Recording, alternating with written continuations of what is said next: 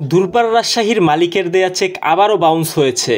গতকাল ক্রিকেটারদের জানানো হয়েছিল আজ চেকের বিপরীতে টাকা পাওয়া যাবে, কিন্তু আজ আবারও সেটি বাউন্স হয়েছে।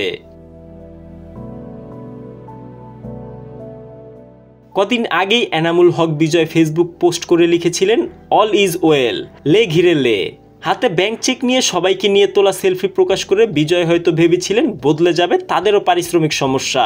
তবে বাস্তবতায় ঘটে গেল পুরো উল্টো ঘটনা। বিসিবি সভাপতির চেষ্টায় 25% পারিশ্রমিক পেয়ে সেদিন খেলতে নেমেছিল তাসকিন আহমেদ বিজয়রা।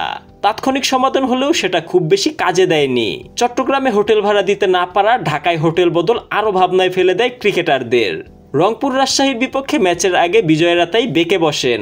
পারিশ্রমিক না পেলে মাঠে যাবেন না তারা, এমন হুমকি দেওয়ার পর তাদের হাতে চেক তুলে দেয় মালিক পক্ষ।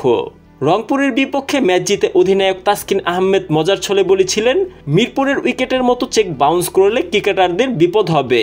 না, এই উইকেটের মতো বাউন্স করলে চেক প্রবলেম আছে।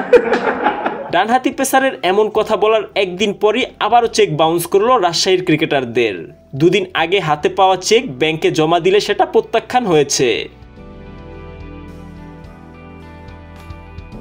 মালিক পক্ষের এমন ব্যবহারে দিশেহারা হয়ে পড়েছেন ক্রিকেটাররা। নাম প্রকাশে অনিচ্ছুক রাজশাহীর এক ক্রিকেটার ক্রিস ফেনজিকে বলেন, ভাই চেক আবার বাউন্স করেছে, যাদেরকেই দিয়েছি সবারটা বাউন্স করেছে। মালিক আমাদের সাথে কি করছে বুঝতে পারছি না। হিন্দি সিনেমা দেখেছেন না, তারিখ পে তারিখ, তারিখ পে তারিখ।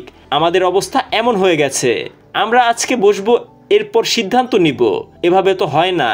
ম্যানেজমেন্ট যদি তাদেরকে পে করতে পারে এবং তারা যদি আসে